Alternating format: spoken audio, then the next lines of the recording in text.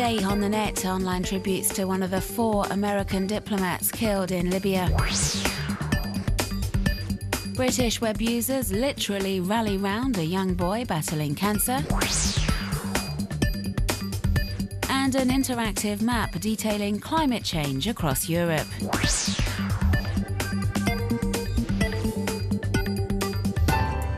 In real life, Sean Smith, one of the Americans killed in Libya on Tuesday, was an information management officer at the American consulate in Benghazi.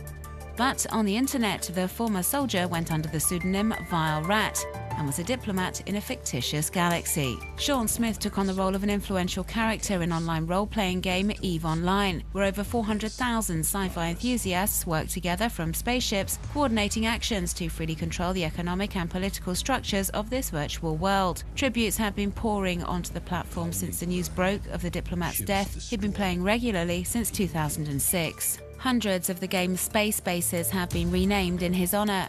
And on the web, many players have been calling upon the game's developers to create a monument in the EVE Online world, something to remember him by. One of Sean Smith's friends has written a blog post saying the diplomat was online shortly before the attack on the US Embassy in Benghazi. He had reportedly written a message on the site's messaging service saying he was in danger of being killed that night, before reporting gunfire and logging off for the very last time. He leaves behind his wife and 2 children, and web users are raising money for them via this discussion forum, where the diplomat volunteered as a moderator.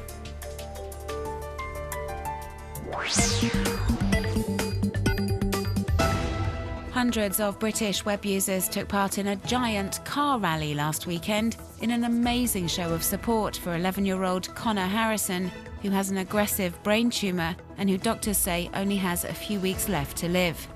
The event was organised online. It all began at the end of August after Connor's father posted a heart-rending message to an internet forum telling his son's story and how the little boy was a huge fan of cars and rally-based cars in particular. The post ended with an appeal to web users asking them to give the ill youngster a special treat by putting together and taking part in a huge motoring festival in his name. News of the event exploded online and it would seem reached the ears of car enthusiasts all over the UK. As we can see in these shots, over 1,000 motorists responded to Scott Harrison's appeal for his son and turned up to the Connors Day event with their automobiles.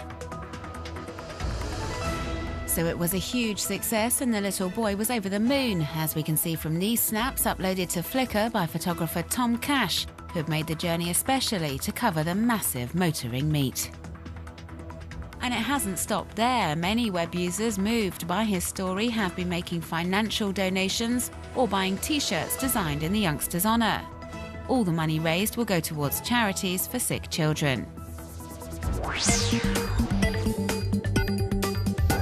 Which European cities are most susceptible to heat waves? The Copenhagen-based European Environment Agency aims to answer this question via interactive maps recently published online. We learned, for example, that Mediterranean regions are particularly at risk. The maps were created using data from over 500 cities across the continent with a view to identifying the challenges facing Europe in adapting to climate change.